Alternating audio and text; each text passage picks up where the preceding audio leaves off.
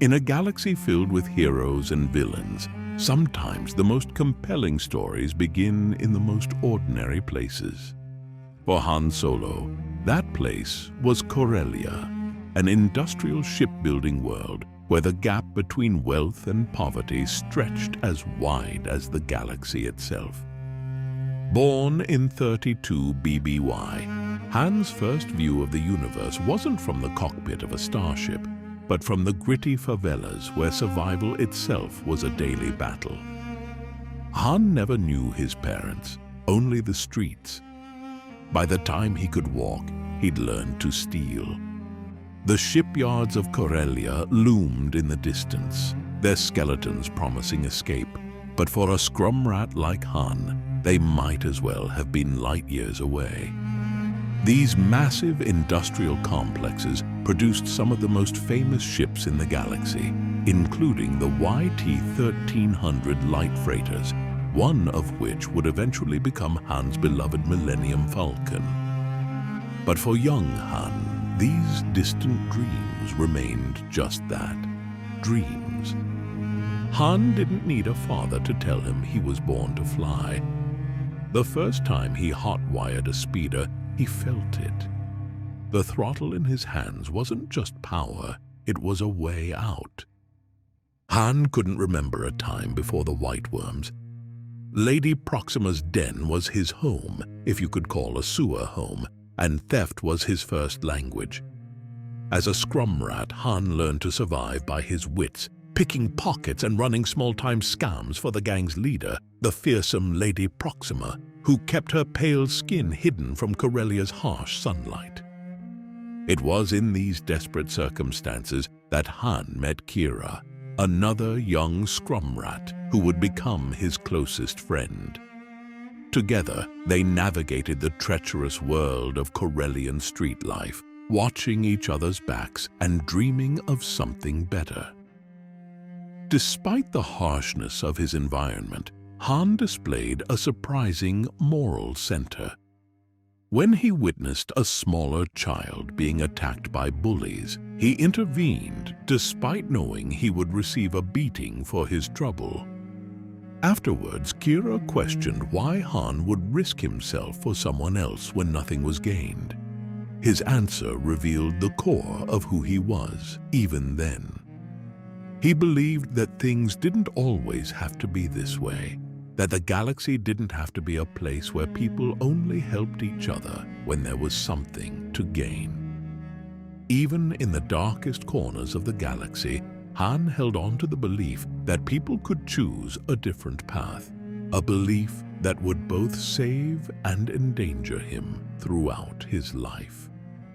As the years passed, Han and Kira grew not just in age but in skill and reputation within the White Worms. Their relationship deepened into romance, and by age 18, they found themselves competing for the coveted position of head within the gang. This role would grant them greater authority and privileges, potentially easing their harsh existence.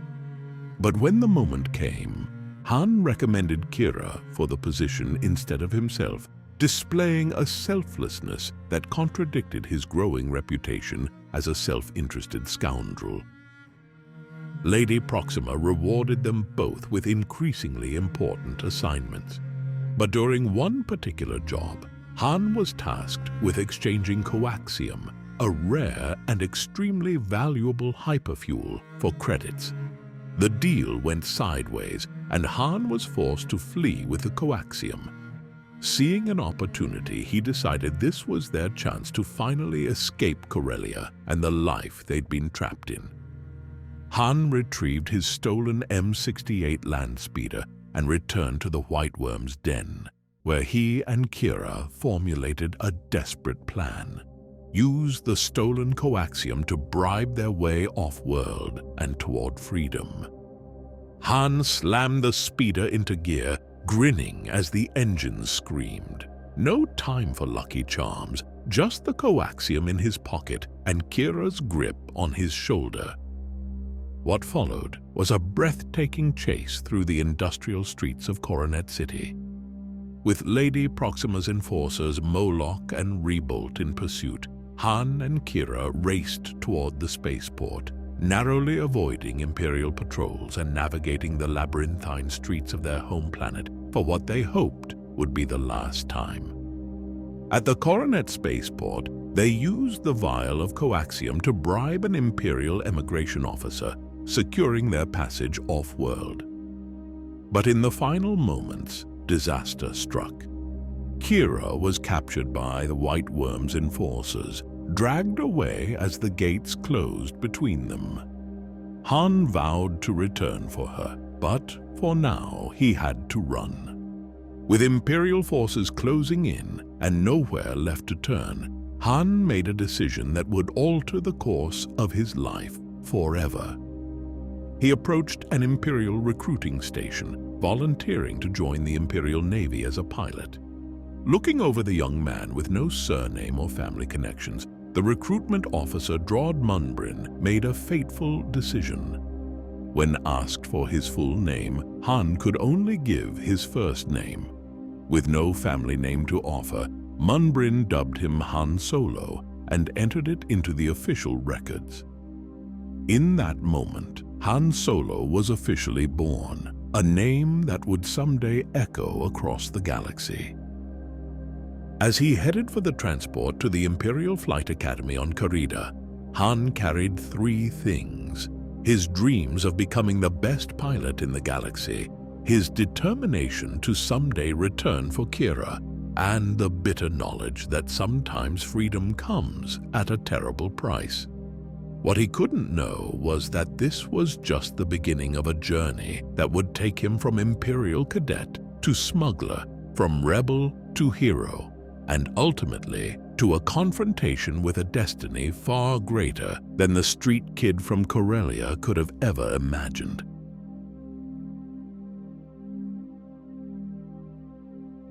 Han Solo arrived at the Karida Academy with sky-high dreams and a natural talent for flying, but the rigid structure of Imperial training quickly proved to be oil and water with his freewheeling personality.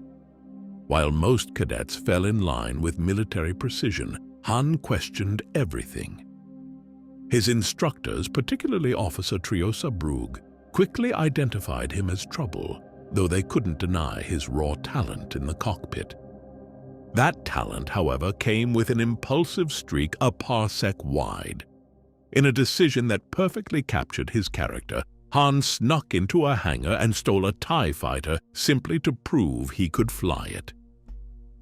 The joyride ended with a spectacular crash that should have ended his career before it began. Yet in a twist of irony that would become a pattern throughout his life, this reckless act actually boosted his standing at the Academy. His superiors recognized that beneath the insubordination was a pilot with extraordinary natural abilities. Life at the Academy wasn't all about breaking rules. For all his lone wolf bravado, Han couldn't ignore a pilot in trouble. When a rigged training exercise left cadets stranded, he broke protocol to rescue them, earning a week in the brig and grudging respect. This pattern of brilliant flying, followed by disciplinary problems, continued throughout his academy years. Han moved up in flight school despite his rebellious nature, even reaching third place on the leaderboard. But his luck eventually ran out. One rebellion too many got Han booted from flight training. The Empire didn't waste talent, even the troublesome kind. They shoved him into a mud trooper's uniform and shipped him to Mimban's trenches. For most cadets, expulsion would mean the end of their Imperial career. For Han, it meant reassignment to the infantry. Drafted into the 224th Imperial Armored Division as a corporal, Han was shipped off to the muddy battlefields of Mimban, a far cry from the cockpit he'd dreamed of occupying. The gleaming white armor of a stormtrooper was quickly caked in mud, earning these troops the nickname Mud Troopers. Han spent 3 grueling years in these trenches, fighting a war he cared nothing about. It was on Mimban, neck deep in a seemingly endless campaign, that fate stepped in. During a particularly brutal assault, Han's unit suffered heavy casualties, including their commanding officer. As confusion reigned, a captain named Tobias Beckett suddenly appeared, taking command of the survivors and leading them to complete the mission. But something about this captain didn't add up. Han's suspicions were confirmed when he discovered that Beckett was no Imperial officer at all. He and his companions, Val and Rio Durant, were infiltrators, criminals disguised as military personnel to carry out a heist. Never one to miss an opportunity, Han attempted to blackmail his way onto their crew, threatening to expose them unless they took him along. Beckett responded by turning the tables, reporting Han as a deserter to his superiors. When Han tried to blackmail Beckett, the smuggler turned the tables. The Imperials tossed Han into a pit with their beast, a starved, furious Wookiee. But Han saw an opportunity, not a death sentence. The Imperials expected a fight to the death, but they hadn't counted on Han's resourcefulness or his surprising linguistic skills. In the mud and gloom of that pit, Han spoke to Chewbacca in rough Shiriwook, the Wookiee language.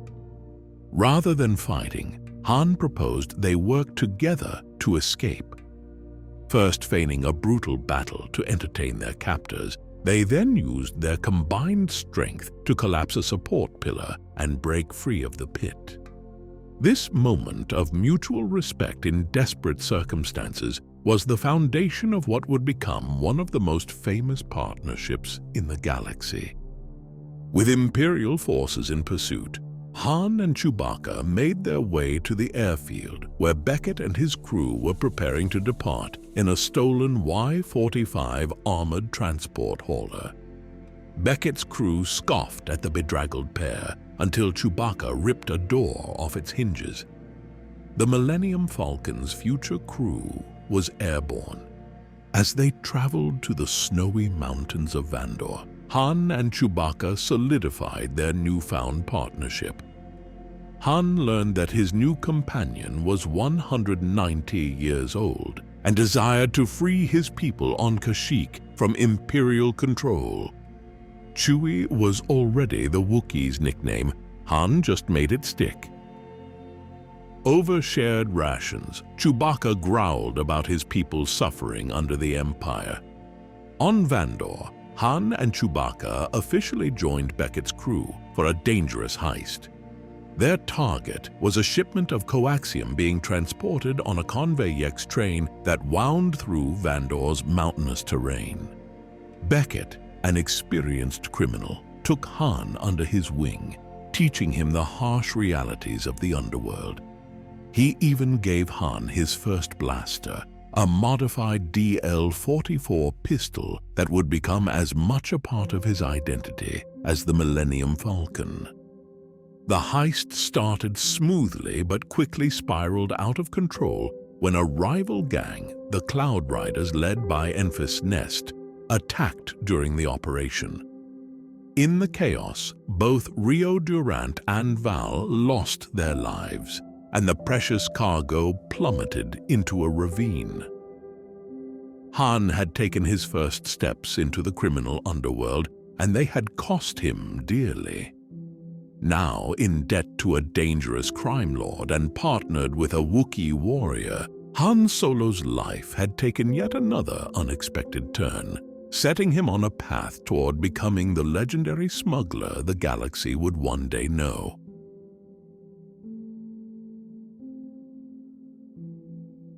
After the failed heist on Vandor, Han and Chewie found themselves in a deadly predicament. They owed Crimson Dawn crime lord Dryden Voss a fortune in coaxium that they no longer had. With their backs against the wall, Han proposed an audacious alternative: steal unrefined coaxium directly from the mines on Kessel. It was a plan so dangerous that even Voss hesitated before agreeing to it. To pull off such a risky mission, they needed a fast ship. Enter Lando Calrissian, a smooth-talking gambler with a reputation for owning the fastest vessel in the galaxy. Han first met Lando at a sabacc table in Fort Ipso, where his attempt to win Lando's ship through gambling failed when Lando used a hidden card to secure his victory. Despite this shaky beginning, Lando agreed to join their mission in exchange for a substantial cut of the profits. The ship in question was the Millennium Falcon, though it looked quite different under Lando's ownership. Freshly painted and immaculately maintained, the Falcon featured a pristine interior complete with a cape closet and wet bar. Lando's droid co-pilot, L-337, a vocal advocate for droid rights, completed the crew. What Han didn't know then was that this ship would become as much a part of his identity as his own name. The heist on Kessel began with Han and Chewie posing as slaves, while Kira, who had surprisingly resurfaced as Voss's lieutenant, acted as their owner. Inside the mines, Han and Chewie freed Wookiee slaves while retrieving the volatile coaxium. Their escape triggered a full-scale riot, with Kessel's slaves rising up against their captors. In the chaos, L3 was severely damaged, and the group barely escaped to the Falcon. What followed was the most famous piloting feat in Han Solo's legendary career. To deliver the unstable coaxium before it degraded, they needed to take a shortcut through the treacherous Akkadi's maelstrom, a swirling storm of gas and debris surrounding a massive gravity well called the Maw. With Imperial forces in pursuit and time running out, Han pushed the Falcon to its limits. Navigating through the storm, avoiding Imperial TIE fighters, and escaping a massive space creature called a Summa Verminoth, Han made the Kessel run in just 12 parsecs, as he would later boast with some generous rounding. This feat required not just exceptional piloting skills, but a gambler's courage, as Han injected a drop of coaxium directly into the Falcon's fuel system for a final burst of speed when all seemed lost. After processing the coaxium on Savareen, Han planned to play both sides, giving the fuel to the Cloud Riders, who turned out to be early rebels fighting against the Empire and crime syndicates, while tricking Voss with fake coaxium. But Beckett, the mentor who had taught Han so much about survival in the criminal underworld, betrayed them all, stealing the real coaxium and taking Chewbacca hostage. In a confrontation that would shape Han's character for years to come, he was forced to shoot first when Beckett turned his weapon on him. This moment marked a turning point for Han, teaching him a lesson about trust that he would carry forward. Expect betrayal, even from those closest to you. Meanwhile, Kira revealed her true allegiance, killing Voss and taking his place in Crimson Dawn, now answering directly to a shadowy figure revealed to be the former Sith Lord Maul. As she departed for a darker path, Han and Chewie were left with a single vial of coaxium as payment for their troubles. They used this valuable fuel to set up a rematch at the sabacc tables with Lando on Numidian Prime. This time, Han was prepared. Having learned from their previous game, he secretly relieved Lando of the cards hidden up his sleeve. With the playing field finally level, Han won the hand and with it, the Millennium Falcon. It was the beginning of the most famous ship and pilot pairing in the galaxy. The Falcon instantly became Han's prized possession, and he began making modifications that would eventually give the ship its distinctive beat-up appearance. Alongside Chewbacca, who hung Han's lucky golden dice in the cockpit, Han embarked on a smuggling career that would make him infamous from the core worlds to the outer rim. Over the next several years, Han established himself as one of the galaxy's premier smugglers, primarily working for the notorious Hutt crime lord Jabba. His reputation grew with each successful run, though not always for the right reasons. Han became known for his cocky attitude, fast talking, and uncanny ability to escape seemingly impossible situations. He also made numerous contacts throughout the criminal underworld, from the infamous Tonica sisters to the ancient pirate queen Maz Kanata, whose castle on Takodana served as a neutral ground for smugglers, pirates, and other fringe elements. However, even the best smugglers have bad days. While transporting a valuable shipment of spice for Jabba, Han encountered an Imperial blockade.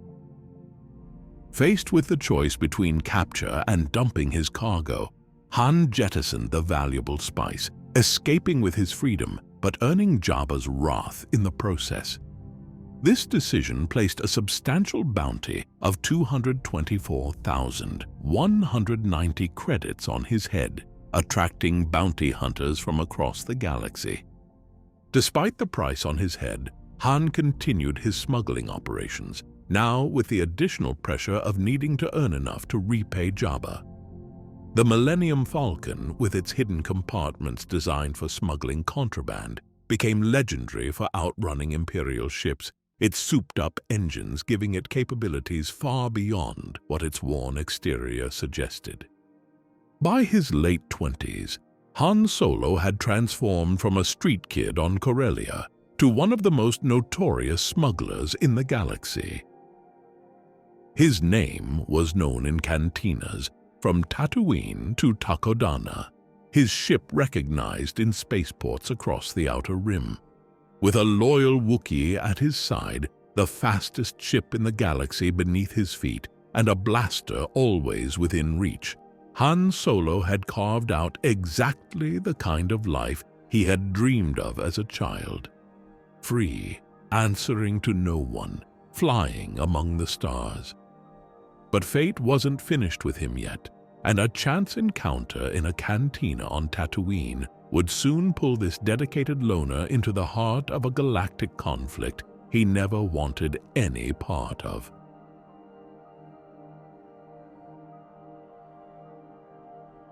In the year 0 BBY, with a substantial bounty on his head and desperate for credits to pay off Jabba the Hutt, Han Solo found himself in a familiar spot, Chalmun's Cantina in Mos Eisley, Tatooine. It was the kind of seedy establishment where questions weren't asked and blasters were kept close. What Solo couldn't have known was that this routine visit would alter the course of his life forever. That day, Han encountered an unlikely pair, an old man named Obi-Wan Kenobi and a farm boy called Luke Skywalker. They needed passage to Alderaan, no questions asked, no Imperial entanglements.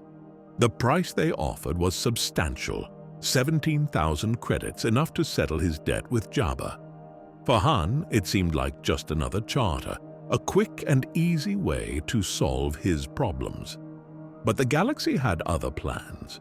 Before they could even leave Tatooine, trouble found them. Han had a tense encounter with a Rhodian bounty hunter named Greedo, which ended with Greedo dead on the cantina floor. Then Jabba himself confronted Han at Docking Bay 94, where the Millennium Falcon was birthed. Han managed to placate the crime lord with promises of payment, but his time was running out. Once in space, what should have been a simple transport job quickly spiraled into something far more complicated. Arriving at Alderaan's coordinates, they found only an asteroid field where the planet should have been. Before they could process this discovery, the Falcon was captured by the Empire's newest weapon, the Death Star, a moon-sized battle station with enough firepower to destroy entire planets. Trapped inside this massive space station, Han's focus remained squarely on self-preservation and payment. But something began to shift when he learned about Princess Leia Organa, a prisoner scheduled for execution. Luke's insistence on rescuing her, combined with the promise of a substantial reward, pulled Han into a daring rescue operation. The mission succeeded, but not without complications. The princess turned out to be far from the damsel in distress Han had expected. Leia was fierce, commanding, and not particularly impressed by her would-be rescuers. Their initial interactions were tense, with Han focused on the reward and Leia dismissing him as a mercenary without a cause. Neither could have predicted the relationship that would develop between them. After a narrow escape from the Death Star, with Obi-Wan sacrificing himself to allow their getaway, the group made their way to the hidden Rebel base on Yavin 4. There, Han collected his payment and prepared to leave, insisting that taking on the Empire in a head-on fight was suicide. But as Luke prepared to join the Rebel attack on the Death Star, something tugged at Han's conscience. In the climactic moments of the Battle of Yavin, with Luke making his trench run toward the Death Star's vulnerable exhaust port and Darth Vader closing in for the kill, the Millennium Falcon appeared out of nowhere. Han had returned not for the money, but for his friend. His perfectly timed intervention allowed Luke to make the shot that destroyed the Death Star, saving the rebellion from certain defeat. This moment marked a turning point for Han Solo. Though he might not have admitted it yet, even to himself, he had found something worth fighting for beyond his own interests. The celebration that followed saw Han, along with Luke and Chewbacca, honored as heroes of the rebellion. For perhaps the first time in his life, Han Solo was on the right side of history. Over the next 3 years, Han became increasingly involved with the Rebel Alliance. He accepted a commission as captain in the Alliance military and led numerous dangerous missions. One notable operation was the raid on an Imperial Security Bureau black site at the Reach of Tyron, where vital intelligence was gathered about Operation Cinder, a posthumous order from Emperor Palpatine to devastate several worlds. Throughout this period, Han's relationship with Leia evolved in fits and starts. Their personalities clashed frequently, with Han's cavalier attitude conflicting with Leia's dedication to the cause.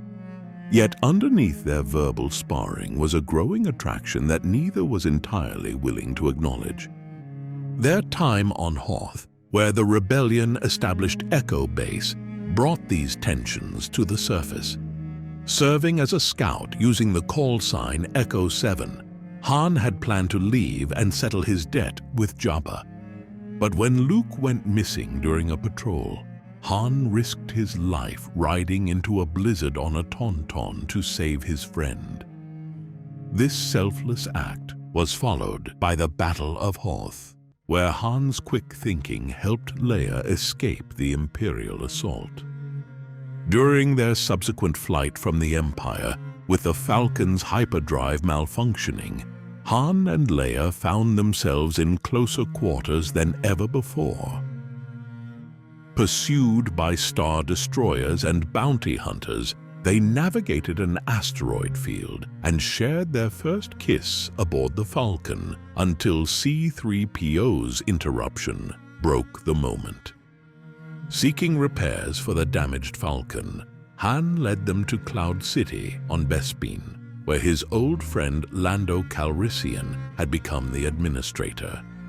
What seemed like a safe haven turned into a trap. Darth Vader had arrived before them, and Lando, under Imperial pressure, betrayed his old friend.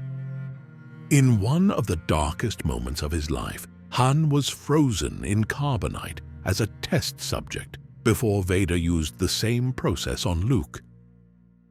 The carbon freezing chamber on Cloud City became the setting for a brief but powerful exchange between Han and Leia, where she finally confessed her love as he was about to be frozen. The carbonite slab containing Han's frozen form was given to bounty hunter Boba Fett, who intended to collect the bounty from Jabba the Hutt. For nearly a year, Han remained in hibernation, conscious but unable to move or communicate, experiencing what he would later describe as a strange, dreamlike state. He was displayed as a macabre trophy in Jabba's palace on Tatooine until Princess Leia, disguised as the bounty hunter Boushh, infiltrated the palace and freed him. The rescue didn't go according to plan, and both Han and Leia were captured by Jabba. Despite suffering from hibernation sickness that temporarily blinded him, Han participated in the ensuing battle at the Great Pit of Carkoon, where Jabba had planned to feed them to the Sarlacc. In a moment of ironic symmetry, Han accidentally knocked Boba Fett into the Sarlacc pit while blind, helping to secure their escape. Once a reluctant participant in the rebellion, Han Solo had now become someone for whom others risked everything. The selfish smuggler had found not just a cause, but a family willing to cross the galaxy to bring him home.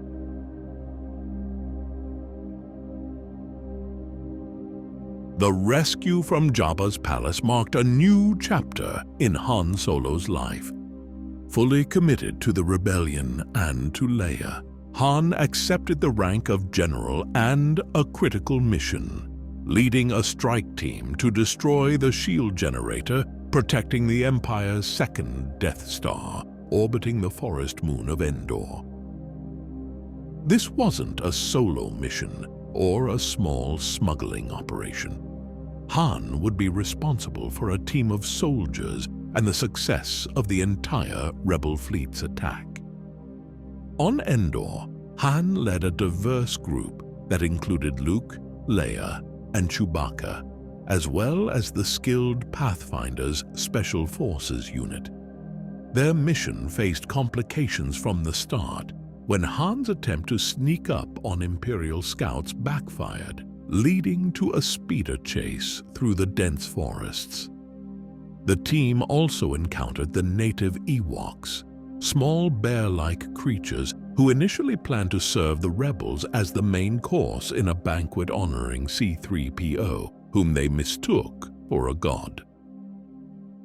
When the actual assault on the shield generator began, Han's team discovered they had walked into a trap.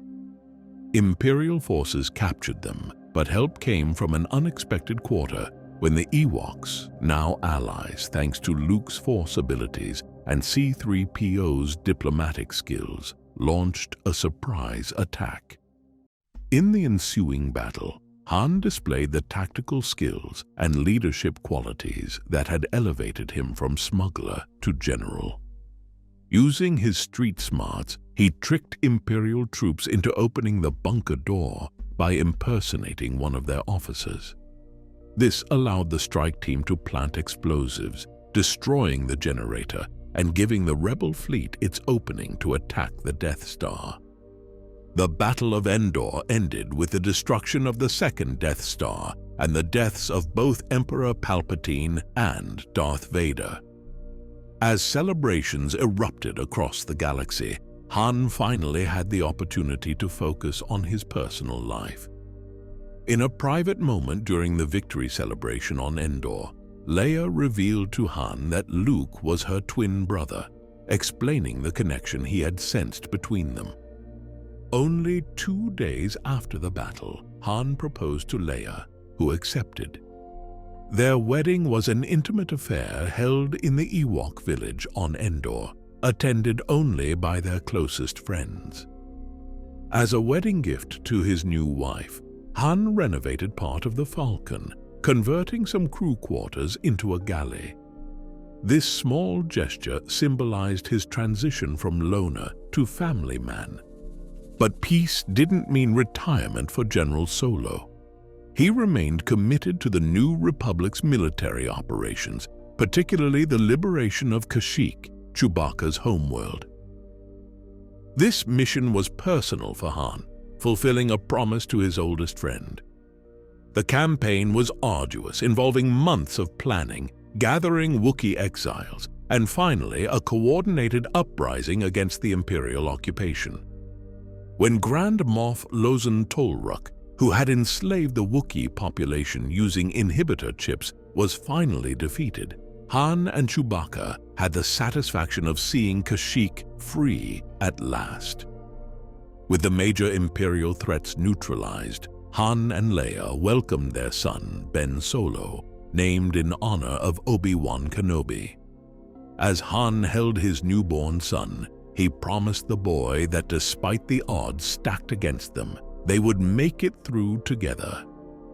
Though Han harbored doubts about his abilities as a father, he committed himself to keeping his new family pointed in the right direction. Post-war, Han balanced family life with new pursuits. He became a successful racing pilot, competing in prestigious events like the Five Sabres Championship. He also established a shipping company, building a reputation as a vigilant and responsible owner. These legitimate businesses were a far cry from his smuggling days, reflecting his growth from outlaw to respectable citizen and family man. Yet even in times of peace, challenges remained. While Leia served as a senator in the New Republic, Han often traveled for work, creating distance in their relationship. Though they maintained contact via hologram and planned to someday travel the galaxy together, their careers frequently kept them apart. The greatest tragedy came when their son Ben, who had shown strong Force sensitivity, was sent to train with Luke Skywalker. Despite Luke's best efforts, Ben was seduced to the dark side by Supreme Leader Snoke, a mysterious figure who led the rising First Order from the ashes of the Empire. Ben Solo renounced his name and identity, becoming Kylo Ren. He destroyed Luke's new Jedi temple and killed the other students, shattering the peaceful future Han and Leia had fought so hard to build. The loss of their son broke something fundamental in Han and Leia's relationship.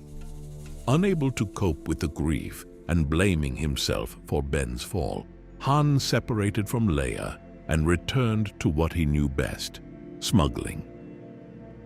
He and Chewbacca took to the stars again in a ship called the Eravana, as the Millennium Falcon had been stolen.